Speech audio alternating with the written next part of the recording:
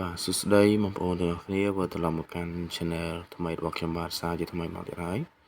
ថ្ងៃនេះ Channel របស់ខ្ញុំបាទធ្វើការជញ្ជូននៅដំរីឆ្នោតយួនពហោនៅចែកជូនបងប្អូននៅទឹកសងសំណាង free ដែលគិតថ្លៃទៀតហើយបាទអញ្ចឹងសម្រាប់បងប្អូនដែលមកតបានជួយចុច like ក៏ដូចជា subscribe នៅ Channel របស់ខ្ញុំបាទក៏សូមធ្វើការជួយម្នាក់មួយផងរួចដាក់សញ្ញាកណ្ដឹងដើម្បីទទួលបានដំរីឆ្នោតពីខាង admin ជារៀងរាល់ថ្ងៃបាទអញ្ចឹងមុនការដំណើរថ្ងៃទី28យើងមកថ្ងៃទី27បាទពហោចេញ10ពហោអាចេញ4មកសម្រាប់ពហោយើងចូលបានអស់បាទភាសាខ្ញុំបាទ16វាចេញ10គត់ហើយពហោអាយើងនេះឲ្យ63ចេញ64បាទលើខ្វះមួយលេខបងប្អូនណាបាទប៉ុន្តែយើងចូលបាន3លេខគុណត្រឡប់នៅពហោណាបងប្អូនបាទខ្ញុំឲ្យ672យើងគុណត្រឡប់ទៅគឺចូលណាបងប្អូនបាទឥឡូវក៏កុំឲ្យខាតពេលវេលាយូរដែរបងប្អូនអាចធ្វើការយកលេខទៅផ្សំសំណាងតែម្ដងទៅបាទសម្រាប់2លេខគឺមាន72បាទ72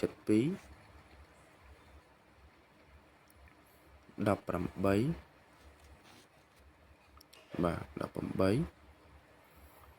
62បាទ62 01បាទ01និង57បាទនិង57បាទអញ្ចឹងវាមាន72 18 62 01និង57បាទអញ្ចឹងបងប្អូនឆ្លើយមួយណាយកមួយនឹងទៅផ្សំសំណាងទៅណាបងប្អូនឆ្លើយមួយណាយកមួយទៅផ្សំសំណាងទៅសម្រាប់លេខអូសខ្ញុំធ្វើការអូសនៅខ្ទង់7បាទអូស7អូស10និងអូស6បាទឆ្លាញ់មួយណាអូសមួយទៅណាបងប្អូនបាទឆ្លាញ់7អូស7ឆ្លាញ់10អូស10ឆ្លាញ់6អូស6បាទសម្រាប់3លេខវិញចូលដល់3លេខគឺមាន637បាទ637 321និង501បាទនិង501បាទអញ្ចឹងបងប្អូនយកទៅលេខណាយកទៅគឺអាចធ្វើការគុណត្រឡប់បានបាទ